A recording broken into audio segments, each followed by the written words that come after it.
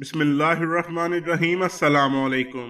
मोहतरम नाज़रीन, लादी गैंग का सरगना अपने अंजाम को पहुंच गया। दहशत की अलामत समझा जाने वाला लादी गैंग का सरगना खुदाबख्श जकरानी रेंजर्स के साथ मुकाबले में मारा गया। अतलात के मुताबिक रेंजर्स ने खुदाबख्श जकरानी को इसके 5 साथियों समेत अपने अंजाम को पहुंचा दिया। खुदाबख्श जकरानी डेरा गाजी खान में अपने अंजाम को पहुंच गया।